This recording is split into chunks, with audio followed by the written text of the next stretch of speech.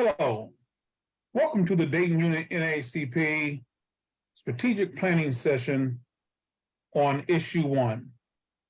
Our three core goals are to inform, educate, and empower our citizenry to understand various issues that impact our daily lives.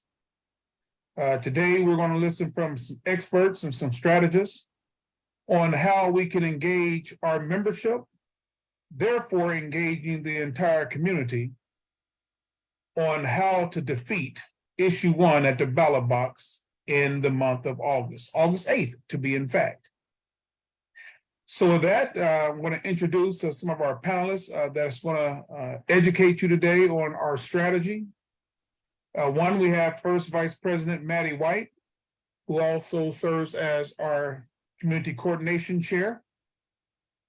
Secondly, we have Tom Roberts, our second vice president, who serves as our political action chair. We have Willie A. Terrell Jr., who's our third vice president and also serves as our scholarship chair, but he's also affiliated with the Masons and the Shriners, and that's how he is going to come to market on this call today. Then we have Pastor Renard Allen, who is the chairman of our Religious Affairs Committee, and he's going to talk about how to engage churches. And we have our Get Out the Vote chair, which is David Montgomery, and he's going to talk about how he's going to engage voters and how to get out the vote. And then we also have Cedric McGee, who serves as our ACT-SO committee chair. So he works with our youth programs. We have Joe Lovelace Hill, who is she is on our executive committee, and she also works with the League of Women Voters. So welcome. We hope that you find this planning session to be very informative and that you will talk about this planning session as you go to market and leading up to the August 8th election that we must defeat. If there's any time to defeat an issue on the ballot, is when someone tries to destroy our democracy. So with that, I'm going to open it up to Chairman Renard Allen to talk about how we're going to engage the church community on defeating issue 1.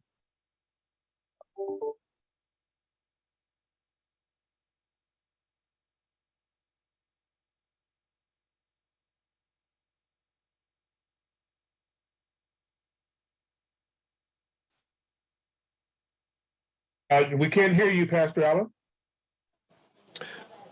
Thank you, Mr. President, and a good afternoon to all of my fellow and sister NAACP members and leaders, and of course, a good afternoon to our listening audience wherever you are. This very important issue requires immediate and proactive attention on the part of the faith community. And I plan to engage our pastors by appealing to them to take special time to make a point of emphasis on the significance of the vote in August.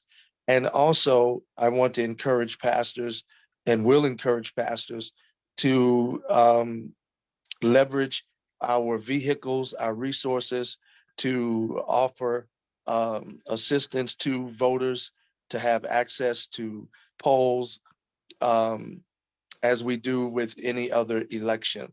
I want to make sure that pastors know how important this issue is, and that we give use our platforms to make our members aware of exactly what is at stake. I plan to have the president or an appointee that he designates come to St. Luke and actually speak on the issue.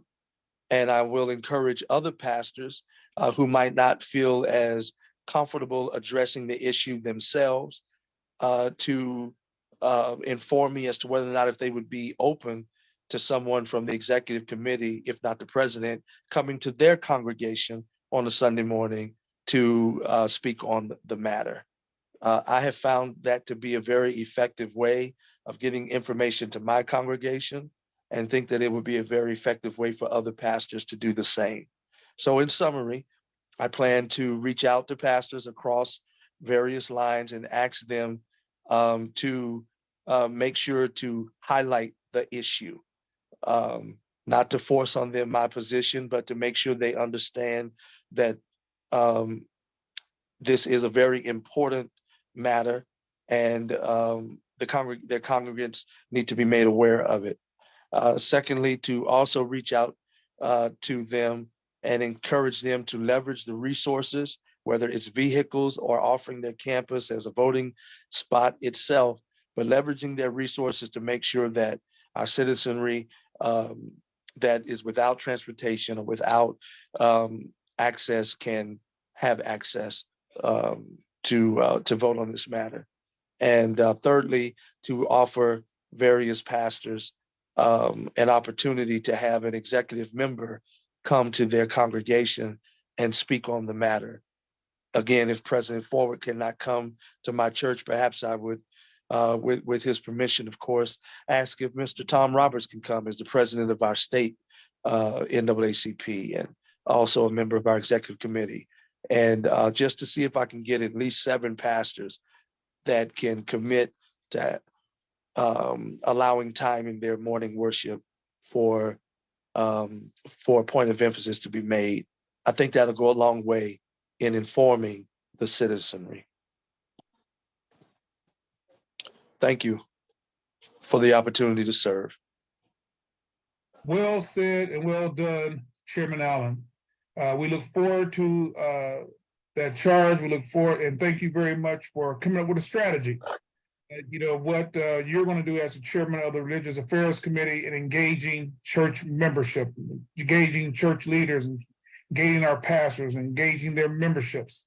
So we look forward to doing that very soon. And once again, we're sorry to hear about another passing in your family, and we will keep you and your family uplifted in prayer in the days ahead. Take care, and we'll talk soon. Thank you. That means a lot, Mr. President, coming from you and my NAACP family. God bless. God bless. Take care. Secondly, we're now going to hear from our first vice president, Maddie White, who also serves as our community coordination chair. And she's going to talk about how she's going to engage the various groups that she's been engaged with over about 2 years now. And then she's going to even talk about some other organizations that she's affiliated with as well. So first VP White. Thank you, Dr. Ford, and good evening, everyone. Certainly my team members here on this Zoom call, and to our Facebook audience. Issue 1 is very important for us to attend to. You've heard how important it is. You're going to hear further in this meeting why it's important that we vote, and that we vote in a way that reflects our interest. I will just say, generally speaking, because you're going to hear more about why, generally speaking, is that the NAACP is nonpartisan. We do engage in those actions that will prohibit or diminish or relinquish the freedom and the opportunities for citizens to engage in the democratic process. That's one of the whys. You're going to hear specifically, with regards to what our Constitution calls for and what's happening with the numbers, and just exactly what the language of issue 1 is about, because we need to know why we need to counter the proposed legislation, which is going to impede the masses from engaging in the democratic process. Now, as stated, some of the planning that has already begun has started with what Dr. Ford has said, some community organizations call the Just Us, For Us, By Us Roundtable. We've discussed ways to enlist members of various organizations in the campaign of 1, increasing the awareness of the fact that there is an August election. And then 2, being able to encourage and assist people in voter registration, which must be done by July 11th in order for you to even vote in the August 8th election. And so we talked about that there's a festival coming up, Juneteenth festival that's going to be held on June 17th. It's being sponsored by the Dayton Black Panthers, Dayton New Black Panthers, and that festival is going to take place at the Liberation Park. We're asking that every hour on the hour, a PSA is done to remind people that one, the August 8th election is coming, and two, you must be an active voter in order for this issue not to pass. And then some of the other things that we have talked about doing is enlisting our young people, and you're going to hear more in this meeting about how our youth and young adults will be engaged and informed. We're asking that the Dayton and Montgomery County Black elected officials be able to join with us in getting the word out. We know that school is out, but we have youth camps, recreational centers, where we have a number of young people that are at the age to become voters. So we want to enlist that support. There are other organizations known as strategic partners with the NAACP, some of which are our Greek fraternities and sororities. The word has already gone out, and they have begun a passive campaign where the flyers are being put on their social media platform and lifted into their various networks and circles. There will be some overlapping in terms of the work that's being stated to be done and has been done, because all that we do encompasses the community at large. And this issue is so paramount that overlapping collaboration and coordination is needed in order for us to reach a significant number of people. We want to make sure that the numbers of voters is greater than what has been. We've not been showing a great rate in voting in the last elections. We need to change that. And so with regards to enlisting various organizations and reaching out to their membership and their network, we want to see everybody go to the 4 quadrants of Montgomery County and get out to vote and tell everyone. Let's first start in our own households and ensure that everyone in our household is a registered voter, is aware of the August 8th election, is aware of what issue 1 is, and that they vote. They vote in favor of their own interests and in the preservation of democracy. So I'm sure we'll come back later and talk some more about engaging the community at large, but I'm going to yield now to the next panel speaker.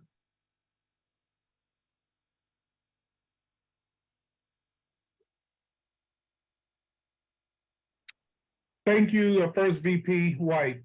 And now we're going to hear from, I want to engage Joe Lovelace Hill, who works right directly with the League of Women Voters. And as everyone knows, the League of Women Voters has been around for a very long time and are doing phenomenal work inside the community, especially as it relates to voter education. So Ms. Hill, can you engage the audience and let us know what the League of Women Voters is doing to engage the citizens on issue 1? Thank you, Dr. Ford. As you know, we're all about educating and registering voters. But what we did on June 6th, which I know a lot of you showed up, and we had VP Tom Roberts and attorney Gary Lepp on the panel, we had a thing called What You Need to Know So You Can Vote on August 8th. So what we're doing now, just like VP Meta White said, there's a very slim turnout for registering or for voting in the west side and east side of Dayton. So we met with the city of Dayton. We got the names of all the persons who's over the neighborhood. And we were meeting with the leaders. We want to go into the neighborhood at their request and try to find out what's the problem, why people are not voting. We're starting with the Edgemont Center. We'll be working with them. We have a list of 5 neighborhoods that the League of Women Voters will be in to assist in getting people to vote. The third thing we're doing, which would be at the Fritz Center, and it's going to be June 27th, is a conversation with former Governor Bob Taft and Michael Curriton, who's former publisher of the Columbus Dispatch and a former state Ohio legislator. We're going to talk about the potential impact the issue 1 has on our neighborhood. So that's some of the things that we'll be doing. Thank you.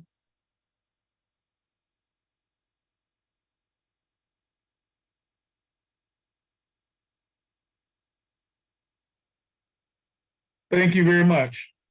Next, our panelist is Tom Roberts, who's our second vice president and also serves as our political action chair, but he may even talk about some initiatives at the state level where he serves as our state president. Tom? Thank you, Dr. Forward, and good afternoon and welcome. Let me first of all let you know what issue 1 is all about. State issue 1, if approved by the voters, will require that any proposed constitutional amendment must receive 60% of the vote compared to 50% plus 1 currently. And so that's a major change in how we vote on issues in the Constitution. The second major change is that currently only 44, we have 88 counties in the state of Ohio. Half of the counties must sign the petition and vote. If the law goes into effect, in fact, all 88 counties would have to give a significant vote and sign the petition in order for this to, for a constitutional amendment to be put on, to be changed. For me, this is our Selma, this is our Montgomery. For me, this is a civil rights issue. And I know that there are other issues that are out there, but for me, as I think as someone else said, anytime our rights to vote are denied or diminished, it's a civil rights issue. And that's exactly what issue 1 is doing. It's a legislative power grab. Let me give you some facts. Of the 20 amendments made to the Ohio Constitution since the turn of the century, 3/4 were proposed by state lawmakers. Proposed by state lawmakers. Since 2000, 16 citizen-led initiatives, only 5 have passed. The Ohio General Assembly, which are the legislators, 17 amendments have passed. The vote of the people on these constitutional changes successfully have been less than 25%. In fact, the number is 23%. So if there's a problem, the problem lies in the legislature, not in the citizens. The citizens have been very conscientious, diligent on what we vote to put in our Constitution. Again, this is nothing more than a power grab. The August election was put in place because they knew this was a time of the year when most of us would be on vacation or tending to our kids in daycare or some camp of some sort. But we have to realize that there is an August 8th election. We have to realize that this election is going to take place. And so we need to be aware of the issues. We need to be aware of how damaging this issue is. And there may be some voting polls locations changed. I was told the other day that because of some conflicts in scheduling, that Mount Enon will not be a voting spot. So that means those of you who have been used to going to Mount Enon will have to wait till the Board of Election tells you the new spot for the August 8th election. But I ask you, it's cool for us to celebrate Dr. King's Day and to talk about all the work that our ancestors did. But this is our Selma. This is our Montgomery. And you and I have to respond in a way that says we will not let our rights be taken away. We will not let anybody, the legislature included, because that's one of our things. We said we will fight you in the courts, in the streets, and in the legislature. And remember what Julian Bond said, we have no permanent friends, no permanent enemies, but permanent issues. Voting rights is a permanent issue with the NAACP. Thank you, Mr. President. Thank you, Second VP Roberts. And the place we're really gonna fight you at is at the ballot box.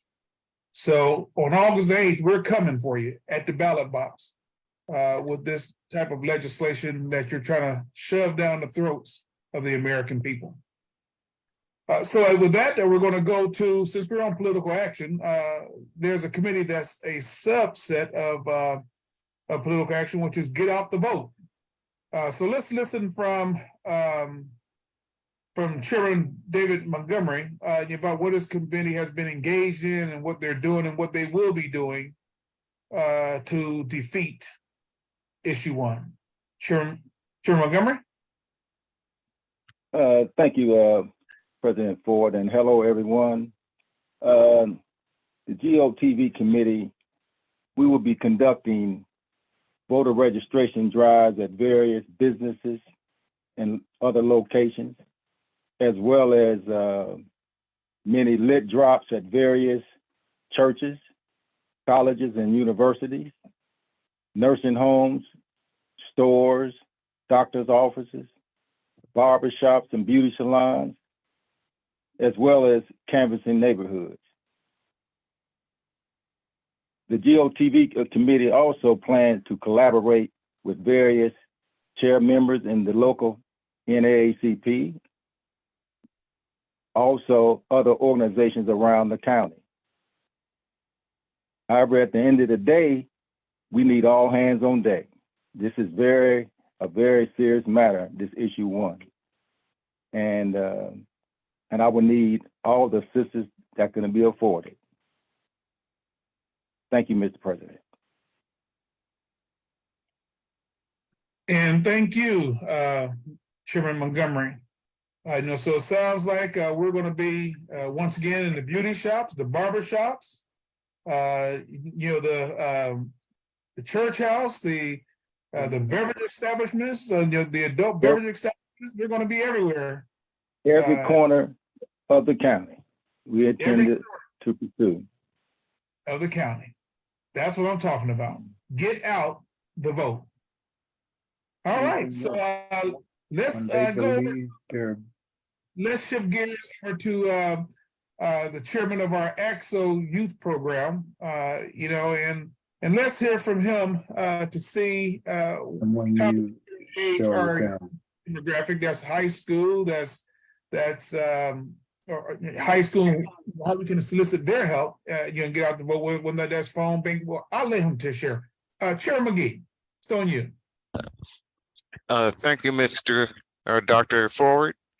First of all, AXO stands for Afro-Academic, Cultural, Technological, and Scientific Olympics.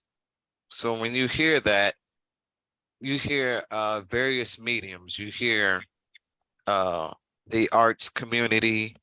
You hear the STEM community.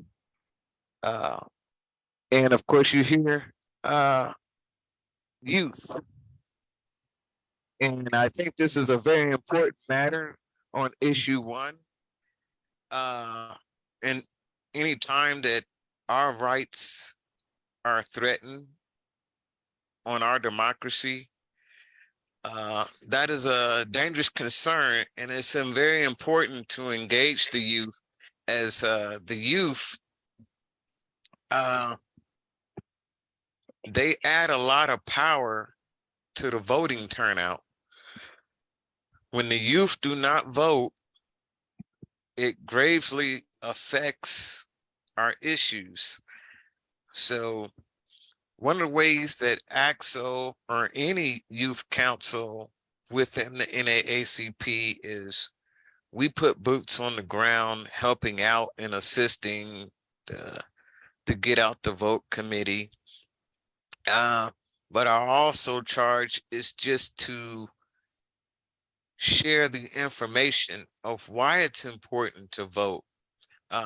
Sometimes I hear among youth, why is it important to vote for somebody that I don't believe in? And so I don't vote. And people don't understand, what we've been through, what our ancestors have been through for our right to vote. And even if both candidates or issues, we are issue driven, so we definitely want to vote on the issues that reflect our benefit, and we want to vote the candidates that would best benefit us. To vote no or to not vote is giving the opposition the percentage power to vote for their issues. To not vote is to giving the opposition power not only to vote on their issues, but to vote on their legislators that create the issues. So it is very important to engage the knowledge and power to vote, because your one vote could make all the difference. It's stated in a study that white men hold the highest percentage of voter turnout, and Black male youth have the lowest percentage turnout. So we have to change that to reflect the turnout at the polls on August the 8th.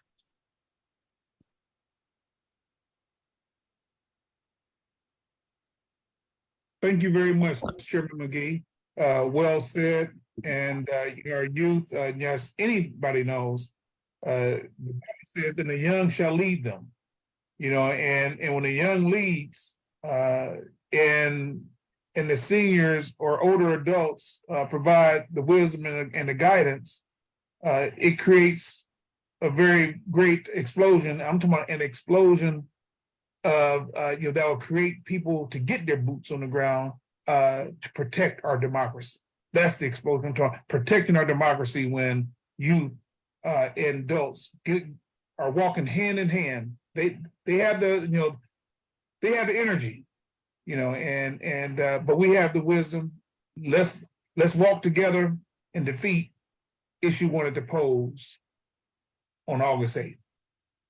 So with that, let's go to Attorney Gary Lepler.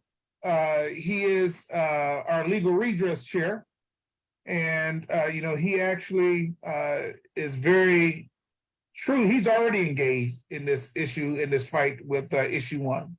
But let's hear from Chairman Lepler, and let's see what he has on the table from his lens and from his vantage point. Chairman Lepler? Thank you. I'm sorry for the quality of the communication here, but I'm on a remote link at a library. I had another event at 1 o'clock I had to work at. Anyway, I'm not sure what you've already talked about, but clearly we're in a fight that may eclipse all other fights in terms of representative democracy in this state. Throughout the country, there's If been they a mention that they don't vaccinate their children. throughout the country, there's been a game plan by the majority party to limit access to the ballot box, to limit opportunities to override the legislature, all in the wake of a gerrymandered legislature. This effort would, since 1851, for the first time, require more than 50%. In fact, would require 60% of the voters at an election now scheduled for August 8th to be needed to change the Constitution. Right now, you need 50 plus 1. That would mean 60 plus 1. It's unprecedented. It's been used in other states to combat efforts to amend the Constitution with respect to gun issues, voting rights, minimum wages, women's rights, term limits, Medicaid expansion, and really democracy itself.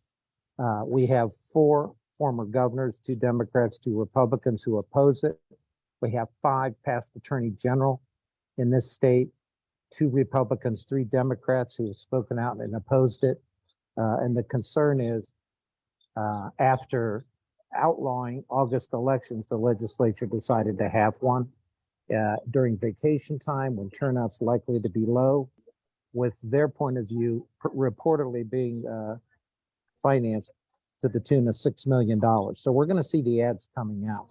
But who's behind it? The National Federation of Independent Businesses, the Ohio Restaurant Association, the Ohio Hotel and Lodging Association, the Chamber of Commerce of Ohio, Right to Life, and the Buckeye Firearms Association, among others.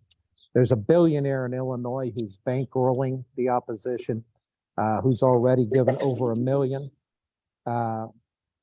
States like Arkansas, Missouri, and South Dakota, hardly progressive states, have successfully beaten back these kind of amendments to protect Medicaid expansion, minimum wages, and things of that nature. So it's time to step up and retain maybe the last card we can play in Ohio when the legislature tries to impose undemocratic ideas and programs on the public. So the concern is people aren't even going to know this election occurs.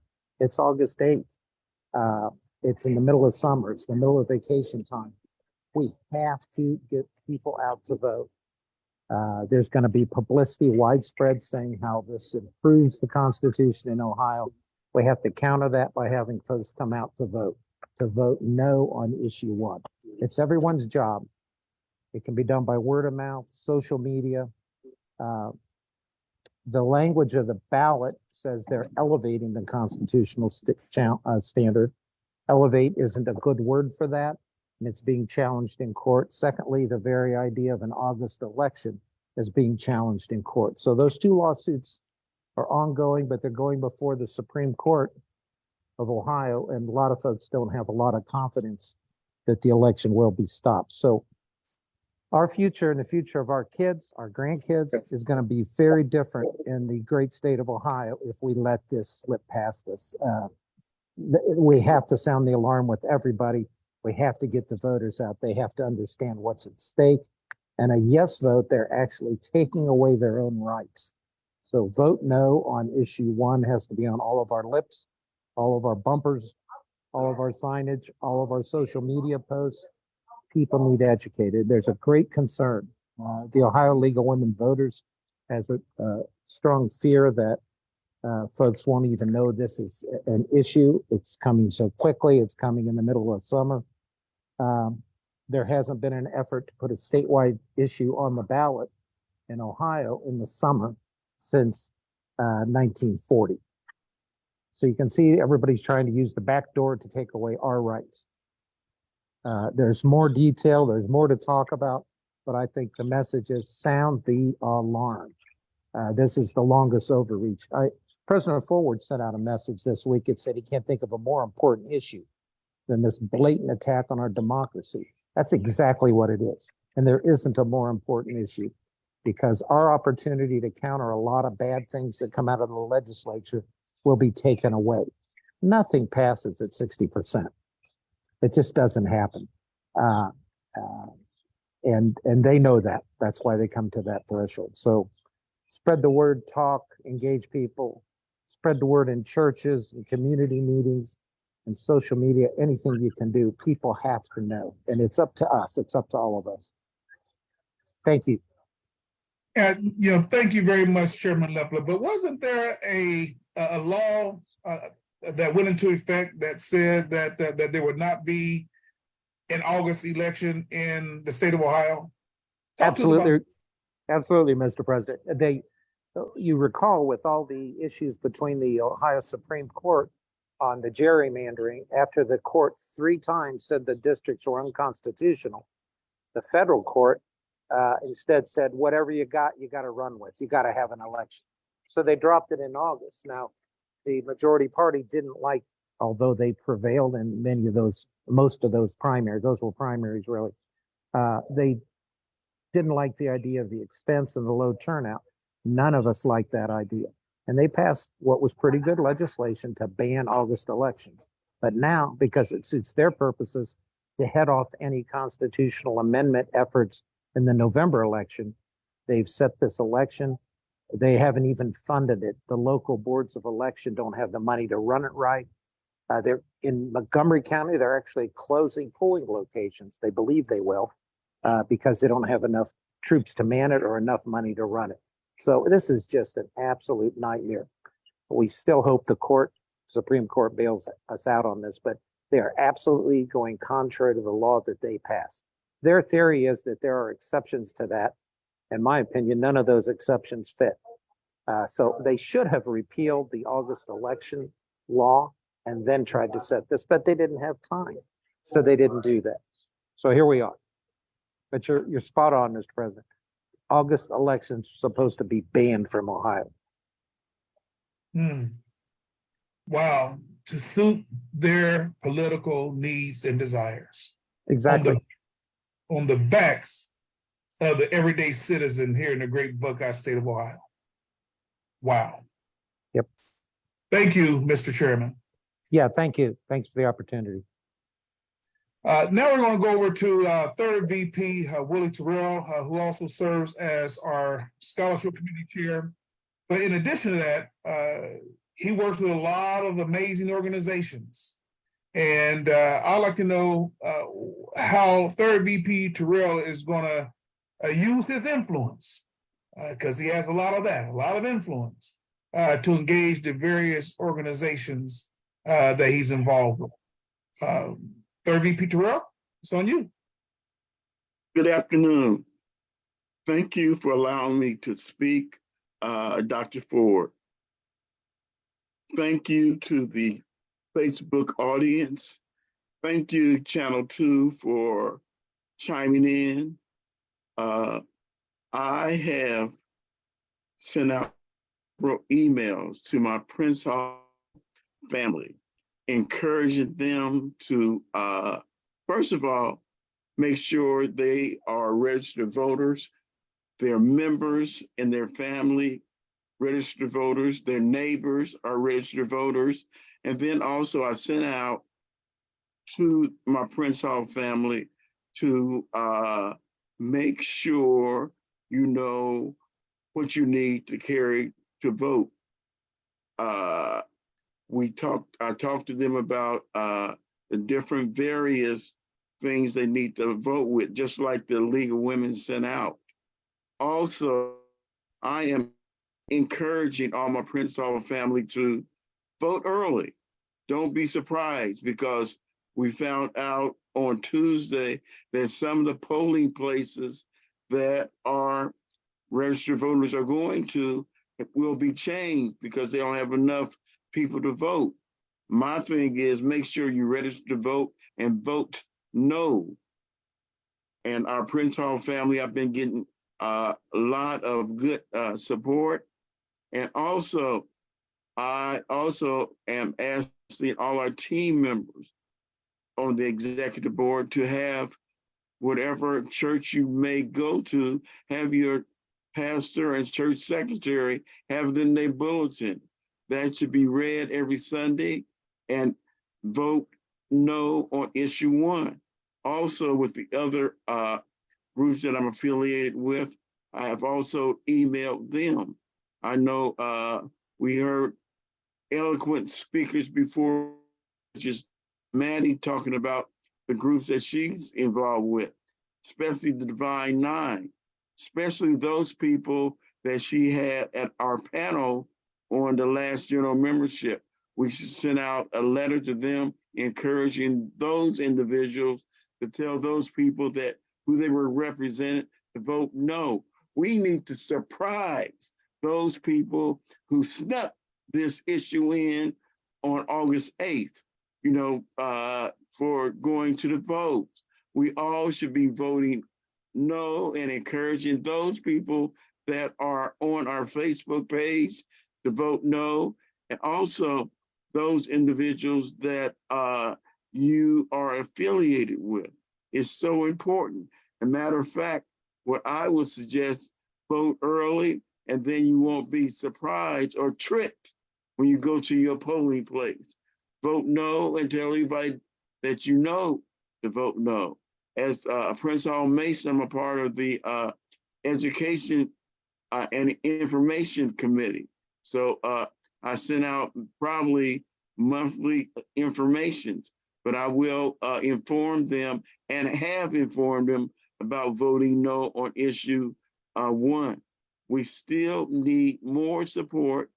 And matter of fact, we should not also be saying no, but also phoning those individuals that we know, and then making sure that your household are registered to vote and vote no. And if there's anything that NAACP can do, let us know, because we need to defeat this issue, because the previous speakers have articulated in a previous way what we need to do. Thank you.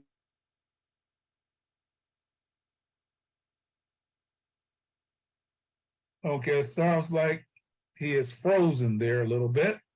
But as you heard so eloquently from our third vice president, that we need to make certain that we use every tool in the toolbox. And it's just like the old saying goes with Batman. If I could only reach my, and he had the utility belt, and he had all types of tools in his utility belt. And that's what we need to do. So we need to use Facebook.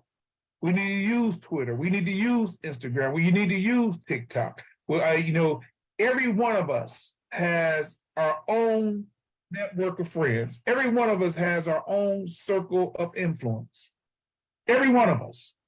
And if you compound that, if you take your Facebook page alone, your LinkedIn page, your Twitter page, and you send out a post saying August 8th election, vote no. You send it to all of your people, and you could think about how many voters that will get to. And you do it on a weekly basis. Do it on a monthly basis. Actually, at this point, it needs to be on a weekly basis. And at least once a week, send those posts out to your network of friends, to the influence that you have. So that people will understand that there is an upcoming election that is going to destroy our democracy if it passes.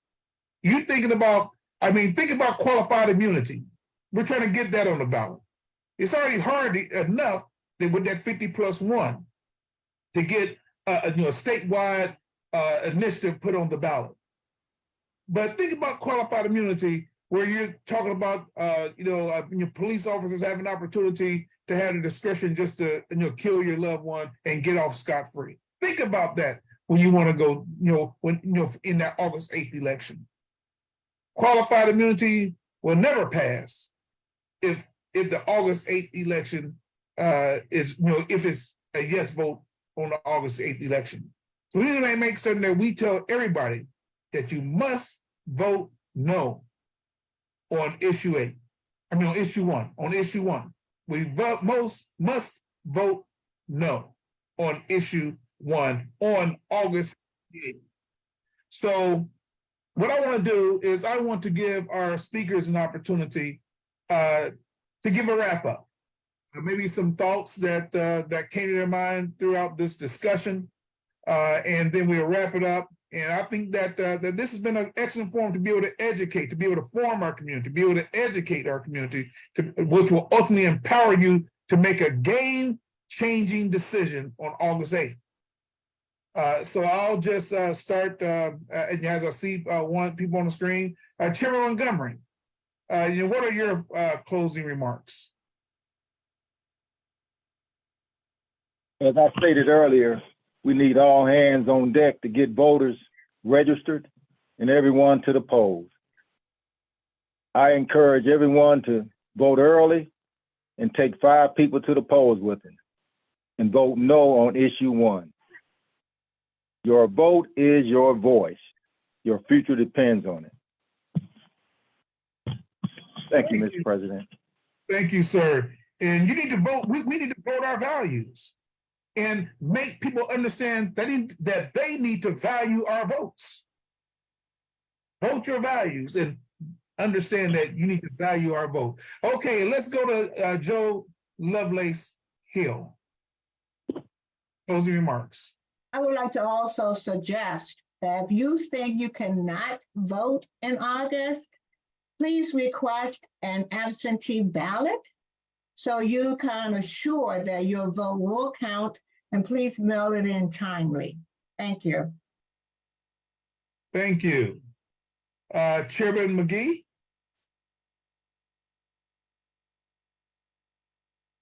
Yes, thank you to the community Facebook audience for listening to us.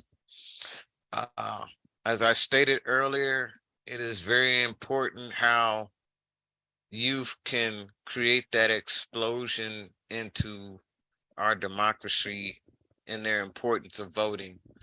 So I encourage you to talk to your young niece and nephews the importance of voting. And I believe the earliest voting age is 17, 18, I'm not sure, but just continue to engage them as we engage our youth as well. And vote no on issue 1. Thank you. Third VP Terrell. Thank you, Dr. Ford. I got knocked off, so I'm not sure how much you guys heard. But again, just as all my team members have said, we need to vote no. And when you go to church or Saturday or whenever you go worship, please encourage your members to vote no and ask that that be in your bulletin until after election day. And again, you need to be registered to vote and make sure those people in your household are registered to vote and your neighbors and friends are registered to vote and vote no. Thank you for allowing me to speak. Thank you. Second VP Roberts. Thank you, Mr. President.